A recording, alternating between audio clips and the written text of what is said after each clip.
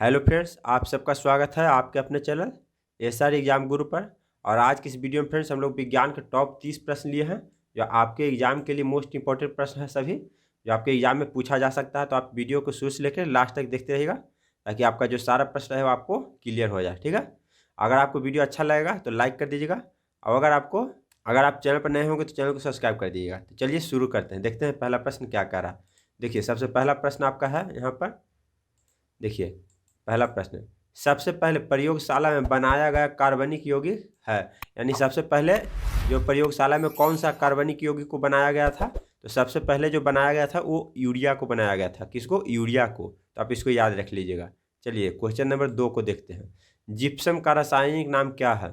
ठीक है, जिप्सम का रासायनिक नाम क्या है? तो जिप्सम का रासायनिक नाम है कैल्शियम सल्फेट। क्या है? कैल्शियम सल्फेट जिप्सम का रासायनिक नाम होता है। ठीक है, इसको भी आप लोग याद कर लीजिएगा। देखिए क्वेश्चन नंबर 3 आपका है, एक वस्तु का वजन सबसे अधिकतम कहाँ पर रखने पर होता है? यानी वस्तु का वजन सबसे अधिकतम कहाँ पर रखेंगे तो होगा, तो जो होगा ध्रुव पर रखेंगे हम लोग, तो वस्तु का वजन सबसे अधिक होगा। ठीक है, अब क्वेश्चन नंबर आपका 4 है। देखिए, एनीमोमीटर का उपयोग किया जाता है। किसके लिए किया जाता है एनीमोमीटर का उपयोग? तो हम लोग इसका उपयोग करते हैं पवन का वेग मापने के लिए, हम लोग करते हैं एनीमोमीटर का प्रयोग। ठीक है, तो आप इसको याद रखिएगा। चलिए क्वेश्चन नंबर 5 को देखते हैं। देखिए क्वेश्चन नंबर 5 आपका है, मानव नेत्र पर बना प्रतिबिंब होता है। यानी कि मानव नेत्र पर जो बना प्रतिबिंब कैसा होता है? तो जो मानव नेत्र पर प्रतिबिंब बनता है जो वो वास्तविक एवं उल्टा होता है। कैसा होता है? वास्तविक एवं उल्टा। तो आप इसको भी याद रखिएगा। ठीक है, चलिए क्वेश्चन नंबर 6 को देखते हैं। देखिए क्वेश्चन नंबर 6 आपका है, फूलों का अध्ययन किया जाता है। यानी कि फूलों का अध्ययन किस में किया जाता है? तो फूलों का जो अध्ययन किया जाता है वो किया जाता है एंथोलॉजी में। किसमें? एंथोलॉजी में किया जाता है फूलों का अध्ययन। तो आप इसको भी याद रखिएगा। देखिए क्वेश्चन नंबर आपका 7 यहाँ पर है, कार के बैटरी में इस्तेमाल किया जाता है। कार के बैटरी में इस्तेमाल किया जाता है। किसको इस्तेमाल किया जाता है? तो कार के बैटरी में इस्तेमाल किया जाता है सल्फ्यूरिक अम्ल को। इसको सल्फ्यूरिक अम्ल को प्रयोग किया जाता है कार के बैटरी में। तो आप इसको भी याद रखिएगा। ठीक है, देखिए क्वेश्चन नंबर आपका 8 है, कच्चे फलों को कृत्रिम ढंग से पकाने के लिए प्रयोग किया जाता है। यानी कि कच्चे फल को पकाने के लिए हम लोग किसका प्रयोग करते हैं? तो एसिटिलीन गैस का प्रयोग करते हैं। किसको? एसिटिलीन गैस को। तो आप इसको भी याद रख लीजिएगा। चलिए नेक्स्ट प्रश्न देखते हैं। क्वेश्चन नंबर आपका 9, क्वेश्चन नंबर आपका 9 है यहाँ पर, किसके इलाज के लिए केमोथेरेपी का उपयोग किया जाता है? यानी कि किसके इलाज के लिए हम लोग केमोथेरेपी का उपयोग करते हैं? तो कैंसर के इलाज के लिए हम लोग केमोथेरेपी का उपयोग करते हैं। ठीक है, तो अब इसको याद रखिएगा। चलिए क्वेश्चन नंबर 10 आप देखते हैं क्या है। देखिए, किस ताप पर सेंटीग्रेड और फ़ारेनहाइट के पैमाने का मान समान होता है? यानी कि किस ताप पर सेंटीग्रेड और फ़ारेनहाइट का जो मान होता है वो समान होता है? तो -40 डिग्री पर जो है वो फ़ारेनहाइट और सेंटीग्रेड समान होता है। ठीक है, तो अब इसको भी याद रखिएगा। देखिए क्वेश्चन नंबर 11 को देखते हैं, परमाणु रिएक्टर में ईंधन के रूप में प्रयोग किया जाता है। यानी परमाणु रिएक्टर में ईंधन के रूप में किसको हम लोग प्रयोग करते हैं? तो यूरेनियम का प्रयोग करते हैं। किसको? यूरेनियम का प्रयोग करते हैं हम लोग परमाणु रिएक्टर में। तो आप इसको भी याद रखिएगा। चलिए 12 नंबर प्रश्न देखते हैं। 12 नंबर प्रश्न आपका है, चंद्र ग्रहण लगता है जब, यानी चंद्र ग्रहण कैसे लगता है? तो चंद्र ग्रहण लगता है पृथ्वी सूर्य एवं चंद्रमा के बीच में आ जाती है। पृथ्वी जो है वो सूर्य एवं चंद्रमा के बीच में आ जाता है, तो यहाँ पर चंद्र ग्रहण लगता है। अब इसको याद कर लीजिएगा। चलिए नेक्स्ट प्रश्न देखते हैं। क्वेश्चन नंबर 13 आपका है यहाँ पर, मानव किडनी में स्टोन में उपस्थित प्रमुख रासायनिक यौगिक है। यानी जो मानव किडनी में जो स्टोन होता है उसमें क्या होता है? यानी कौन सा रासायनिक यौगिक होता है? तो कैल्शियम ऑक्जेलेट होता है। क्या होता है? Calcium oxalate. ठीक है, तो आप इसको याद रखिएगा। देखिए क्वेश्चन नंबर 14 आपका है, नॉट का उपयोग करते हैं।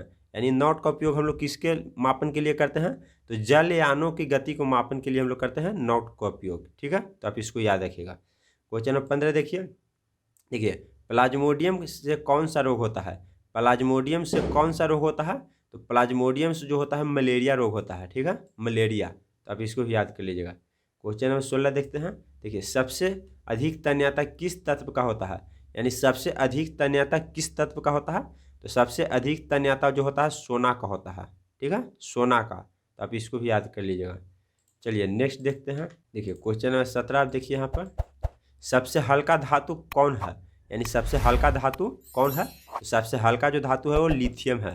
ठीक है, लिथियम। क्वेश्चन नंबर 18 देखिए, एक बैरल में कितने लीटर होते हैं? एक बैरल में कितने लीटर होते हैं?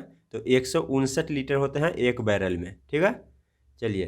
पटाखे का रंग हरा होता है, यानी पटाखे का हरा रंग होता है, किसके कारण होता है पटाखे का हरा रंग? तो बेरियम के कारण जो है पटाखे में हरा रंग होता है। इसको भी आप याद कर लीजिएगा, मोस्ट इंपोर्टेंट प्रश्न है।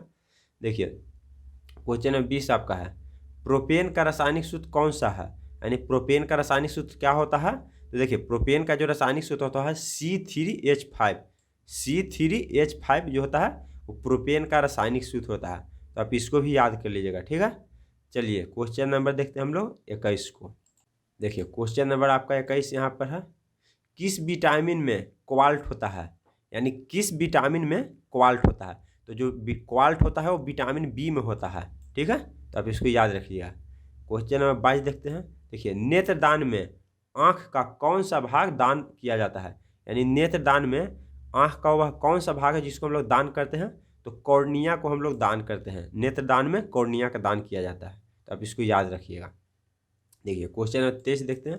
देखिए पायरोमीटर का उपयोग किसके मापने में होता है? यानी पायरोमीटर का उपयोग किसके मापने में होता है? तो उच्च ताप को मापने के लिए हम लोग पायरोमीटर का उपयोग करते हैं। ठीक है, पायरोमीटर का उपयोग। देखिए क्वेश्चन नंबर 24 आप देखिए, कास्टिक सोडा का रासायनिक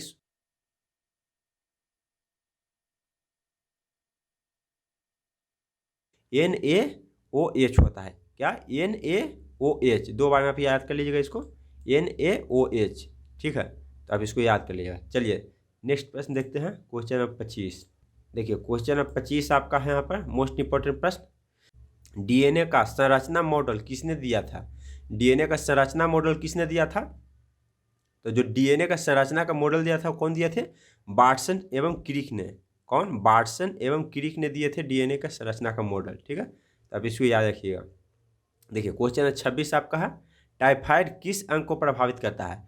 टाइफाइड बीमारी जो किस अंग को प्रभावित करता है? तो आंत को प्रभावित करता है। किसको? आंत को। तो आप इसको ये भी याद रखिएगा। देखिए क्वेश्चन नंबर 27 आपका है कि पारे का क्वथनांक क्या होता है? देखिए यहाँ पर क्या होता है, पारे का क्वथनांक क्या होता है? तो देखिए पारा का जो क्वथनांक होता है वो होता है 357 डिग्री सेल्सियस। 357 डिग्री सेल्सियस, तो आप इसको भी याद कर लीजिएगा। देखिए क्वेश्चन नंबर 28 आपका यहाँ पर है कि जी का मान अधिकतम होता है, यानी कि गुरुत्वाकर्षण का मान सबसे अधिकतम कहाँ होता है? तो जो होता है पृथ्वी के ध्रुव पर। देखिए ये पहले भी प्रश्न आ चुका है। ठीक है, तो आप इसको याद रखिएगा। चलिए नेक्स्ट प्रश्न देखते हैं। देखिए नेक्स्ट प्रश्न यहाँ पर आपका है, समुद्र जल का पीएच मान होता है, यानी समुद्र जल का पीएच मान कितना होता है? तो समुद्र जल का जो पीएच मान होता है वो 8.4 होता है। ठीक है, 8.4, तो आप इसको याद रखिएगा। देखिए 30 नंबर प्रश्न, क्वेश्चन नंबर 30, सीवी रमन को नोबेल पुरस्कार कब मिला था? सीवी रमन को नोबेल पुरस्कार कब मिला था?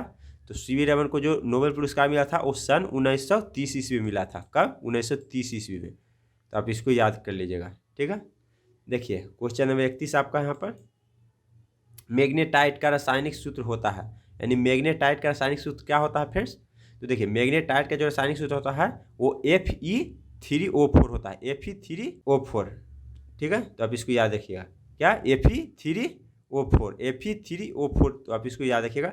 दो बार में आप इसको याद कर लीजिए। ठीक है, तो फ्रेंड्स फाइनली इस वीडियो में आप लोग को यहाँ पर 30 मोस्ट इंपॉर्टेंट प्रश्न लिया गया था जो आपके एग्जाम में आने का संभावना है, तो आप इसको एक बार जरूर याद कर लीजिएगा फ्रेंड्स एग्जाम से पहले, ताकि आपको एग्जाम में पूछा जाए तो ये सही प्रश्न आपको एग्जाम में सही कर दीजिएगा। ठीक है, तो अगर वीडियो आपको अच्छा लगा फ्रेंड्स तो वीडियो को लाइक करिए। अगर आप चैनल पर अभी तक नए हैं, हमारे चैनल से नहीं जुड़े हैं, तो चैनल को सब्सक्राइब करिए। ठीक है, ताकि आपको इसी तरह के आगे भी वीडियो आपको सबसे पहले मिलते रहे। ठीक है फ्रेंड्स, तो मिलते हैं एक नए वीडियो में, तब तक के लिए आप हमारे चैनल से बने रहिए। जय हिंद, जय भारत।